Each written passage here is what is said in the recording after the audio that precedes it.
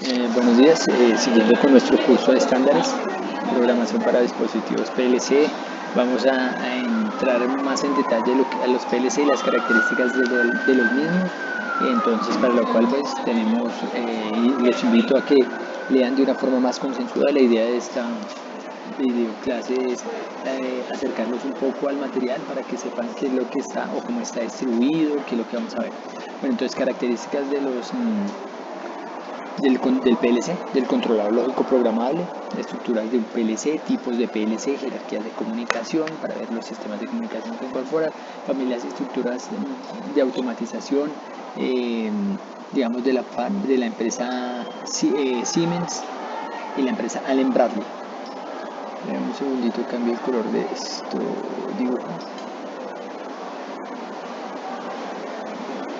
Listo, perfecto. Entonces Allen Bradley. También que tenemos acá. Selección de estructuras de automatización basadas en autómatas programables como tal PLC. Características técnicas de los PLC Siemens Logo 8 Basic. Características técnicas de los PLC modulares. Los usos, en la actualidad los PLC modulares hacen que todo el sistema sea escalable y que las inversiones no sean tan fuertes, y a medida que la empresa va creciendo o la planta va creciendo, entonces se le ponen accesorios, entonces hace que sean. La unidad 2 es programación de controladores lógicos programables, una introducción, los conceptos, introducción al lenguaje ladder, esquemas típicos de programación en ladder. Entonces vamos a ver los ejemplos que tienen. Introducción a la programación Codesys versión 2.3, es un programa para simular pues estos circuitos ladder en un ejercicio. La introducción al módulo 1, esto lo pueden leer por favor. Y ahora sí, contenido de la unidad 2, temática, bueno, esta por favor la lean. Características de los controladores lógicos, a ver, bueno, leamos esto, la definición de NEMA.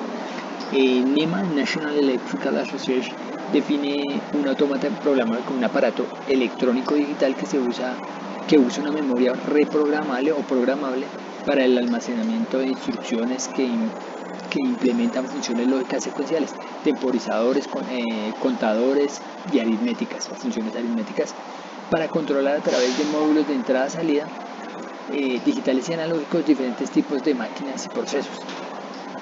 Esa es como la definición en grandes rasgos. Si se dan cuenta, es un sistema que tiene entradas y salidas que pueden ser digitales o analógicas, el cual a través de funciones lógicas que pueden ser programadas de forma secuencial a través de tiempos de ejecución temporizadores se van ejecutando.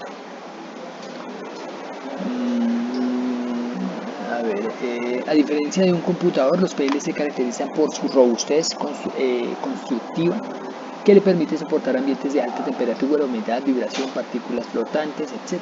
Ven que si yo pienso en la definición que les acabo de dar de entradas y salidas digitales, podría estar pensando también en un microcontrolador, pero la parte que le da esa robustez es lo que realmente le da la aplicabilidad a los procesos industriales. Tener estas características, un microcontrolador estando en una red donde se está o alimentando un relevo para que haga corte y switcheo de alguna señal, no más el ruido que puede generar el corto de la potencia sobre la bobina del relevo, generar ruidos que pueden desincronizar o hacer que el microcontrolador se reinicie. Entonces por eso no es un sistema diseñado para estar en un ambiente tan hostil. Yo puedo buscar formas de quitarle ruido, sí, sin embargo la vida útil va a ser muy corta. Entonces por eso se utilizan los autómatas programables o PLC. Bueno, la estructura, tenemos una memoria RAM donde se procesan las funciones de entrada-salida. Tenemos como tal un procesador para que hagan las funciones de matemáticas, funciones digitales, tenemos el módulo de potencia, que también puede ser baterías. Entonces tenemos estructuras de comunicación, buses completos de comunicación donde se comunica con interfaces, más que todo el procesador básicamente, con interfaces de comunicación. En este caso es una interfaz serial, interfaces de memoria o adaptadores de comunicación. Como son sistemas modulares, yo voy a poner módulos dependiendo de lo que requiera. Bueno, entonces miremos la función del procesador, unidad central de proceso. La unidad central de proceso es un microprocesador el cual se encarga de controlar todas las funciones del PLC. Procesa la información proveniente de diferentes fuentes conectadas y ejecutar las instrucciones que tiene como tal programadas. Entonces él tiene todo su proceso de control de comunicaciones y proceso de ejecución dependiendo las entradas y las decisiones que le hayan programado.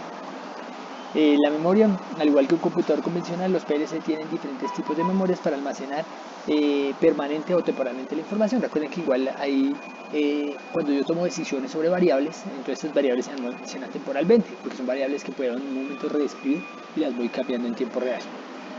Entonces, memoria de programación. Esta memoria se divide en dos partes, de las cuales tiene el sistema operativo y el programa del usuario. Como tal, cualquier microcontrolador, cualquier dispositivo tiene un firmware que ya previamente está concebido para programar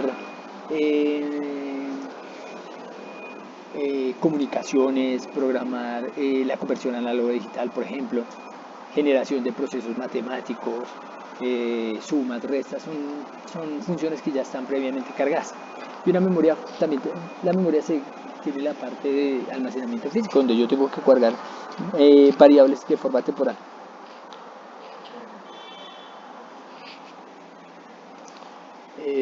Listo.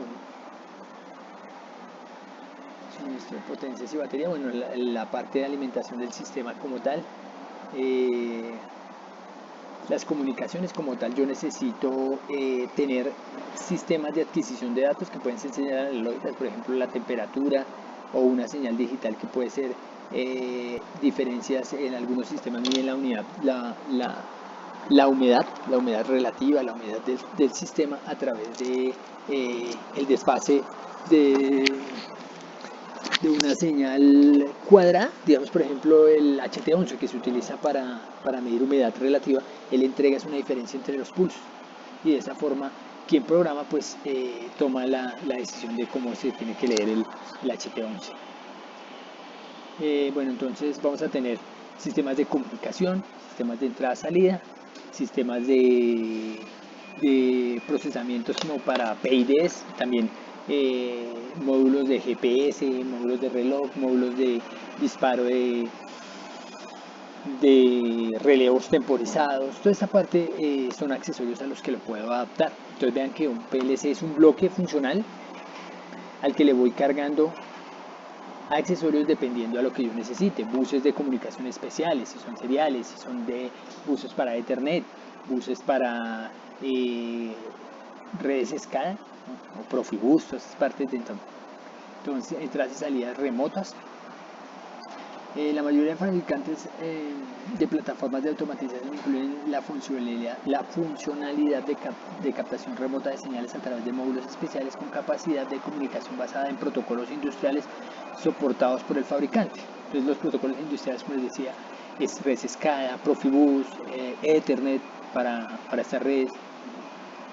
Entonces son menos los tipos de PLC. Existen muchas clasificaciones de PLC, sin embargo es común agrupar los diferentes modelos o referencias encontrados en el mercado dependiendo de la capacidad de entradas y salidas que pueda manejar. Entonces, dependiendo del tipo de planta, yo voy a necesitar un PLC o otro. Entonces es importante poder identificar qué es lo que yo necesito. Construcción a nivel de los PLC se clasifican compactos, modulares. Entonces, por lo general siempre nos vamos a basar en sistemas modulares, ya que tener una división de dispositivos pues me genera que los costos los pueda mediar en el tiempo, y que también la capacidad la pueda medir en el tiempo, y no tener un sistema muy compacto en el que yo no voy a utilizar todo el potencial que tiene. Entonces no es un sistema que lo haga viable para muchas aplicaciones. Entonces por eso empezamos a tener, acá tenemos un sistema que este es un PLC Mitsubishi, y acá tenemos un Siemens que está dividido en bloques de entrada-salida, aunque tiene unas características ya dadas, pero la idea es que si necesito hacerlo crecer lo pueda hacer de una forma sencilla. Digamos, miren el PLC, el primero, micro PLC, 64 entradas salidas, small PLC. Entonces la capacidad, de acuerdo a las capacidades de entradas y salidas, se procesan los procesadores de los PLC en micros, small y medio. Entonces tenemos 256 entradas salidas. Imagínense los buses de comunicación, la cantidad de red para eso, o 64 entradas salidas. Un microcontrolador puede tener, no sé, 32 o 40 pines, y de esos tener unos 20, 30 pines solo destinados para comunicación entrada-salida, otros para comunicaciones analógicas. Bueno, entonces jerarquías de la comunicación. Los sistemas de automatización industrial requieren diferentes niveles de comunicación dependiendo de igual manera del nivel en el que operan dentro del sistema de producción. En la figura 4 se observan los niveles de comunicación típicos considerados en la mayoría de fabricantes de automatización y los componentes o equipos que se integran para tal fin. Entonces vean, voy a tener toda la parte, el nivel más bajo va a ser toda mi planta, mi adquisición, mi procesamiento, mis PLC, y con base en eso empiezo a montar sistemas netamente ya de control, porque pueden ser, acá puedo tener un PLC o un computador que haga las veces de un PID, un controlador derivativo proporcional, derivativo e integral, que sería el encargado del control, y una estación de gestión o de visualización, básicamente, porque en el nivel de control se estarían ejecutando toda la tarea. La idea es mantener esta jerarquía, porque con eso me va a ser fácil atacar errores o atacar procesos de mantenimiento, dependiendo del nivel en el que yo quiera hacerlo. Bueno, entonces hasta acá una entrada-salida, el nivel de gestión, el sistema de control centralizado, distribuido o híbrido. Es importante que pensemos que no siempre voy a tener sistemas donde mi control o mi visualización, toda esta parte de la gestión, estén en la misma planta, porque puedo estar monitoreando una serie de plantas.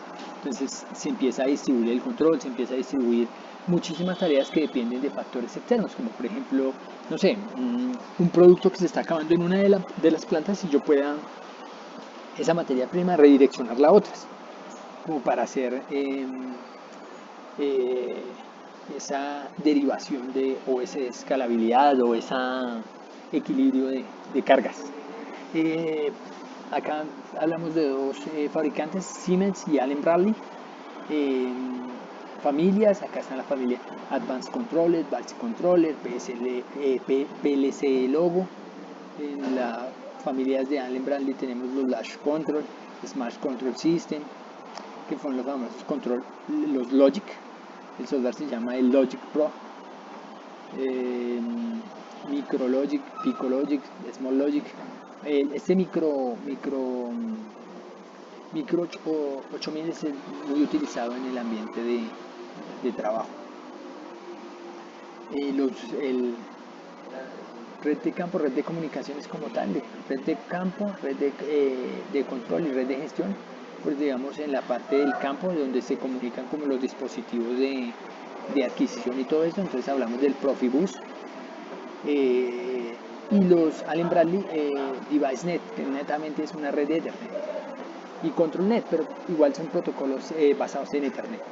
En la familia de los Siemens tenemos el Profinet, que también ya es un protocolo basado en Ethernet, y como tal en la parte de gestión en los Allen Bradley tenemos el Ethernet como tal, porque nosotros encontramos pantallas de gestión Ethernet, todo el software que diseño para esas pantallas son controlados son software muy visuales y son todos controlados de forma remota. Selección de estructuras de automatización basadas en autómatas programables. No existe un criterio unificado para la selección de una estructura o configuración de un sistema de automatización, ya que su correcto dimensionamiento depende de múltiples factores, los cuales interactúan entre sí, como la necesidad del proceso, las proyecciones, la expansión, el tipo. Vean que esta expansión, esta escalabilidad, hace que los sistemas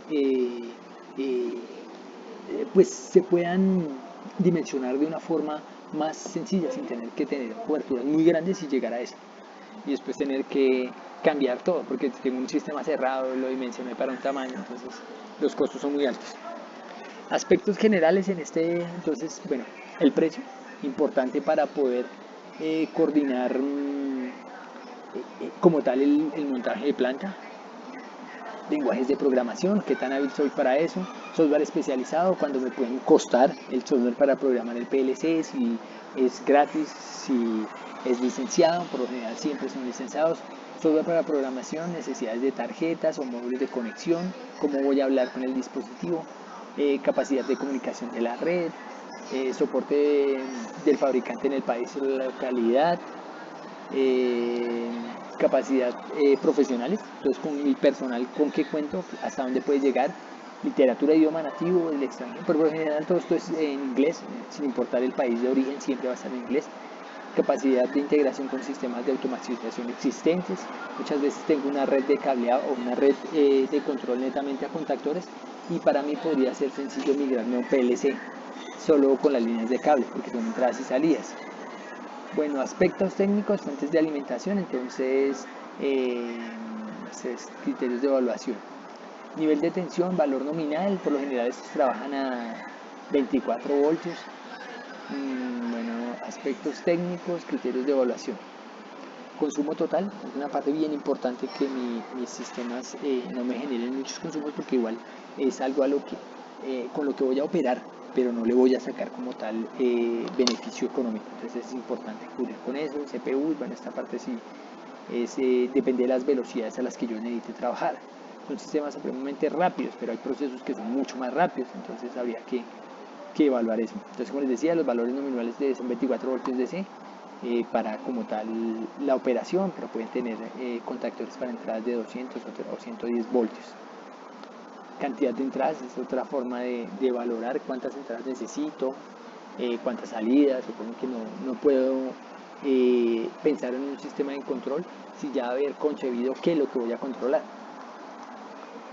Módulos inteligentes, entonces yo necesito como tal procesamiento de datos, si necesito sistemas de control realimentado, entonces tengo una planta y realimento la entrada para estabilizarla, entonces necesito PIDs, controladores de motores, digamos paso a paso, si necesito por ejemplo una máquina que imprima o que con un láser corte materiales, entonces necesito moverlas en X, en Y de una forma angular, entonces lo mejor es utilizar motores de pasos. Lenguajes de programación, estos son aspectos ya como tal. Características técnicas de un PLC Siemens Logo 8000, entonces miren, el Logo 8000 tiene 8 entradas discretas, 4 salidas tipo transistor, o sea, normalmente abierto o cerrado, alimentación de 24 voltios. El Logo 12 tiene 8 entradas discretas, 4 salidas tipo transistor, alimentación de TAC. Aquí están las características del equipo. Vamos a ver qué más tenemos por acá. Nivel de tensión 24 voltios, el documento web log technical data. Bueno, aquí está el datasheet del fabricante. El fabricante son muy detallados con eso porque los sistemas de control como tal lo exigen. No puedo ser tan pues de una forma explicarlo muy superficial porque va a ser contraproducente para la persona que lo va a operar. Entonces acá está la CPU con la que se opera, bien, módulos de 32 entradas y salidas. Estas las características del PLC modular de Siemens, entonces entradas, salidas, como todo. Ejercicio de reflexión. Entonces actualmente se evidencia un aumento significativo en la presencia de robots industriales que reemplazan la actividad humana repetitiva, los cuales pueden ser programados desde un PLC con lenguaje de programación basado en IC 611-31-3, por ejemplo, el seleccionador de productos ensamblados de partes de automóviles, soldadores de circuitos electrónicos, de circuitos integrales, cuando el robot mueve la pieza para ser inyectada o puesta en una tarjeta integrada. Pregunta de reflexión: ¿en qué ámbito de nuestra cotidianidad se evidencia la aplicación de la automatización basada en PLC? ¿Conoces cómo se realiza la automatización de las llamadas edificios inteligentes y cuáles son las limitaciones de las aplicaciones de los PLC? Entonces ahí ustedes pueden ver unas características básicas de cómo Entonces este sería como tal el material de la primera parte. La otra sería la programación como tal. Entonces entramos al lenguaje ladder. El lenguaje ladder es un método de programación gráfico de PLCs, el cual se aprovecha la estructura de los circuitos eléctricos de bajo lógica de contactos, que netamente son lógica combinacional. Se realiza las secuencias de control definidas de acuerdo con el comportamiento deseado del proceso de automatización. El lenguaje ladder se construye por una serie de redes, de networks, o pasos o escaleras, por eso viene el nombre de ladder, de las cuales, peldaños, de los cuales se incluye los diferentes objetivos de cada uno, entonces arrancando en el proceso. Bueno, miremos acá, entonces acá tenemos un símbolo de un contacto normalmente abierto. Vean que no hay, cuando está cerrado yo le pongo una pestañita para que lo cierre, normalmente lo cierra. Acá tenemos otro símbolo de un contador, un bloque de conteo. Entonces un contacto normalmente cerrado, un bloque funcional de operación, una compuerta como tal, dependiendo de las toma de decisiones, una bobina como tal, ya son nuestras salidas en las que vamos a tener entonces bobinas en las que puedo detectar blancos positivos, negativos, depende de la oscilación de la señal. Bobinas de reinicio. Pues vean que acá tengo un proceso donde yo arranco, entonces concepto de red y ramificación que se pueden observar en la figura 5. Entonces esta figura me muestra una red donde yo tengo un contacto normalmente abierto, en serie con otro abierto. Vean que sea abierto, al final del cabo hasta aquí está abierto, pero acá tengo un contacto cerrado, acá tengo otro abierto, aquí tengo otro contacto abierto, y acá tengo como tal las salidas, que va a ser un motor al que voy a alimentar. Miramos, acá está la explicación: reset coil, una bobina de reinicio, que está por ahí con la R, sí, reset coil. Los bloques funcionales, la sintaxis, bit, word, prefijo, tipo de dato y opresión. Entonces, sintaxis de operadores. Como se ha visto en las lecciones anteriores, los PLC contienen diferentes memorias en las que se almacenan las variables necesarias para el funcionamiento de la programación, así como el estado de las entradas y salidas físicas del PLC. De acuerdo con lo anterior, es muy importante conocer cómo llamar o direccionar los datos, porque cada dato yo lo direcciono al PLC a través de un nombre y le asigno una salida y una función. Entonces acá está un estándar de eso, entonces por favor revisen, le ponen entonces los tipos de datos, los identificadores, motor 1, a qué está asociado, a qué salida puede estar asociada. Entonces ya es datos de programación, datos binarios, Word, y los tamaños de los mismos.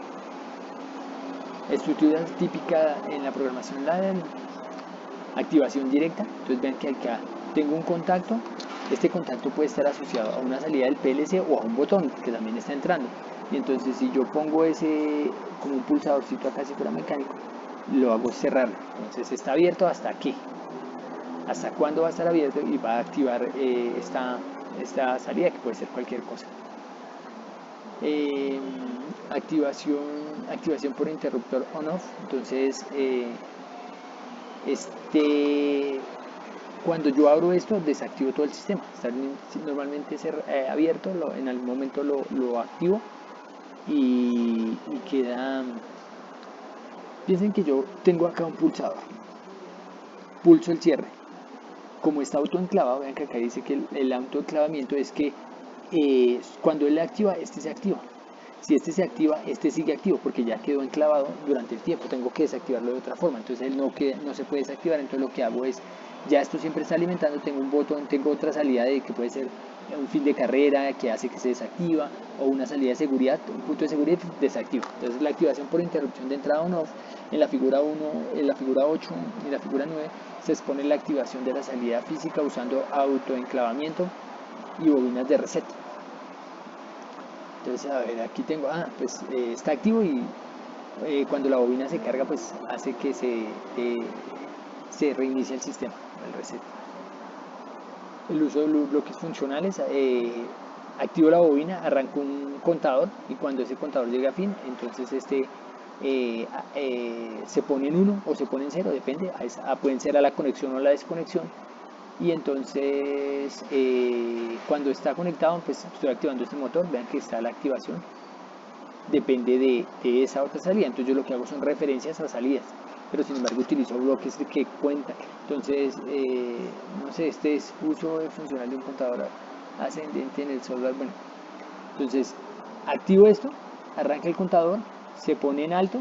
Ese pone en alto puede ser el control para una salida diferente y puede activarse, porque vean que estas bobinas hacen referencia a la bobina del relevo. Recuerden que el relevo es una bobina y un terminal de normalmente abierto y así. Entonces este es el relevo, por aquí entra la señal y por aquí puede salir. Entonces tengo un normalmente cerrado y un normalmente abierto. Entonces cuando la alimento cambia de acá a acá, por eso todo se referencia a bobinas de esa forma. Condición AND o I, recuerden que muy utilizado en la lógica combinacional. Si este está activo y este está activo, pues se presenta el proceso, de lo contrario no va a haber estos son AND, pero aquí con esto es una OR, porque si por acá tengo comunicación o por acá, entonces se activa el motor. Entonces acá está el software, los invito a que lo descarguen, lo revisen y empiecen a hacer sus primeras pruebas de programación de dispositivos. Estos ejemplos los recomiendo que los desarrollen y los practiquen.